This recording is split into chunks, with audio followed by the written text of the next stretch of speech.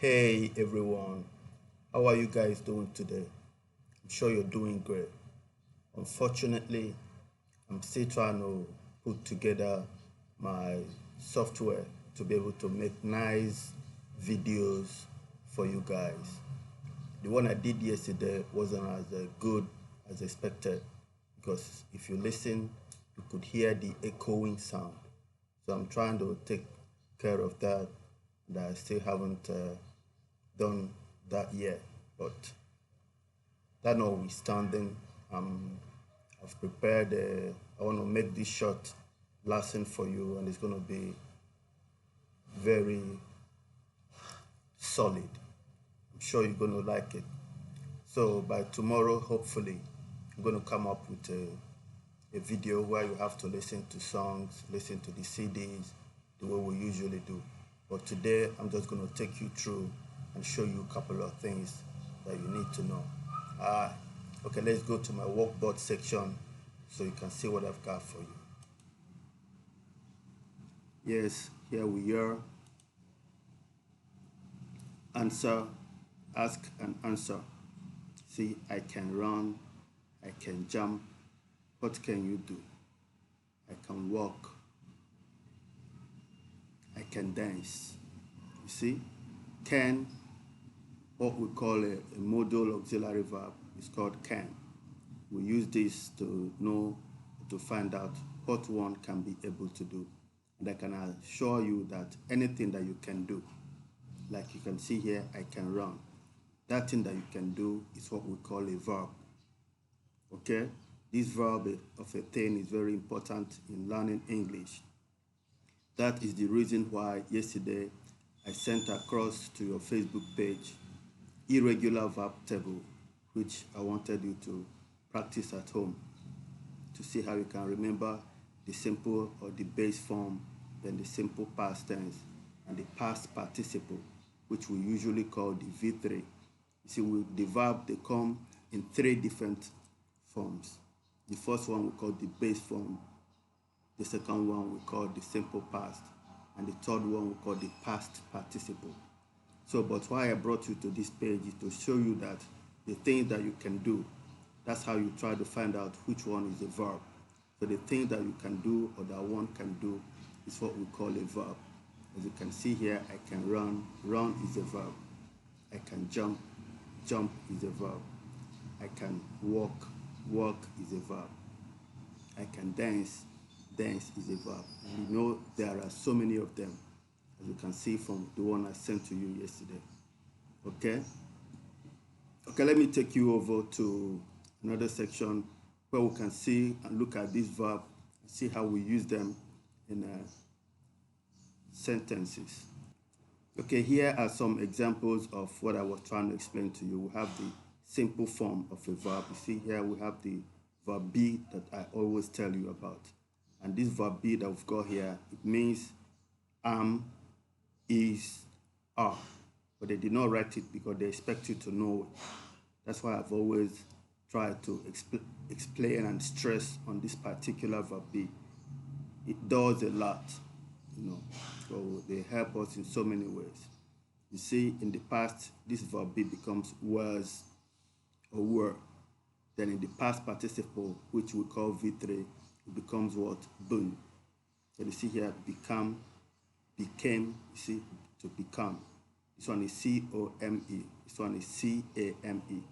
So you see what we call these ones irregular because you see the simple form is different from the simple past and sometimes different from the past participle. That's why we call them irregular. There are other verbs too that are regular. Those ones, all we need to do is just add ed at the back of the verb. That's how we form the simple past and the past participle form of the verbs. But I'm going to show you that one in a little bit. So, but for now, I just want you to see that we've got so many verbs here. As you can see, begin, began, begun. See here, to break something. Break, broke, broken. To build a house, to build a snow house. Build, built, built. To bring something, go and bring that book to me. Bring, brought, brought. to catch the ball. See, catch. In the simple form, it becomes caught, caught. So what we're going to do, we're going to be taking this, maybe 3 at a time or 5 at a time. I don't want it to be too much, but what I wanted you to copy the note so that you can see that you've got a lot to do. Okay? But don't worry about anything. So today we're going to look at this one: do, did, done. We're also going to look at maybe go and dance or jump. Okay, let me go show you. But just as you can see, we've got a lot of them. So every day we do a little bit. Every day we do a little bit. Yes, here we are again. You see the base form I was telling you. You see the simple past we call V2 sometimes. Then the past participle we call V3. You see here we've got jump, jumped, jumped. So this is what I was telling you about regular verbs. All the regular verbs, the way we form the simple past is by adding ed.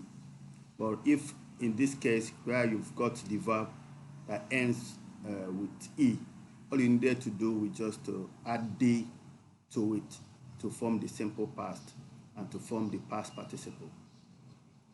This is very important because many a times when students are taught about the irregular verbs, they forgot that we've got what we call the regular verbs, and they wouldn't even know how to form the simple past and the past participle. So that's why I want to make it clear to you that this is what is supposed to be. To form the simple past, you just use ed, and to form your past participle, you just use ed to form it. Here, if you've got a verb that ends with e, all you need to do is just add d to complete it to become ed. So dance, danced, danced. See, do, this one is irregular. That's what we call it. It's part of the one I showed you from the irregular verb table. This one, do, in the simple past, it becomes did. And in the past participle form, it becomes done. This one is go, went, gone. See, we use the base form, these ones, to talk about the things that we usually do, the things that we sometimes do, things that, are like routine to us. For example, every morning you wake up, you must brush your teeth, eat breakfast. That one we talk about simple present tense. And you remember with simple present tense, all we do is when we have I, you, our pronoun, then our verb that comes, we don't put any s to it or es. I, you, we, they. But when we have he or she or it, then we can add s or es to these verbs. That when we're talking about things that usually happens. He usually goes to school at 7 o'clock every morning. Okay? So, but when we're talking about the past means the verb that started and finished in the past. See? For example, do. Maybe you did your homework. You say, yesterday I did my homework at 10 or at 9 p.m. at night. Okay? So here we have what? Go. If you did something, maybe say last week, because it's something in the past. I went to Angkor Wat with my family. So these one also we use them when we talk about past participle, a present participle. But that is not your level. What you need to know now is just to know that the verbs come in 3 different forms. As you can see, the base form, the simple past, and the past participle. And you can see you can use this one to make a sentence, and that's what I want you to do today. You can look at jump, you can use maybe I or you or we to make a sentence. Say, I jumped. I jumped.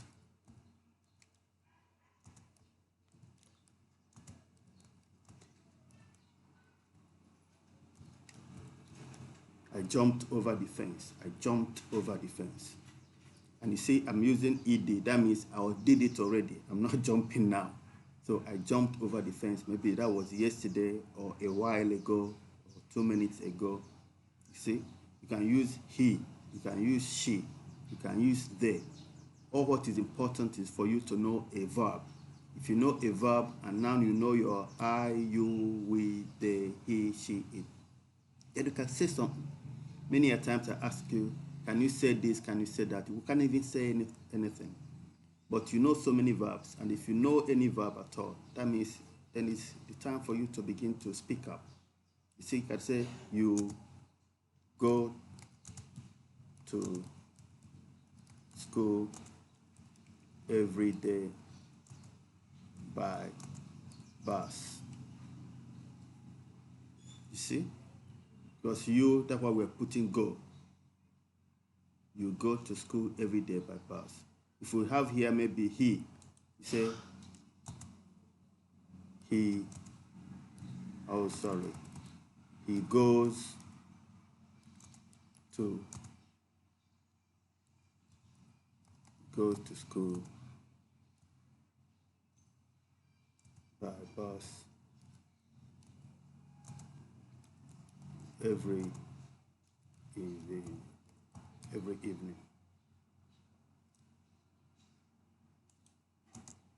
Did you see that? He goes, but this one is I, you, we, they. We don't put S or ES because this one we have to put because the verb go ends with O. So we have to put what? ES to form the plural. So he goes to school by bus every evening.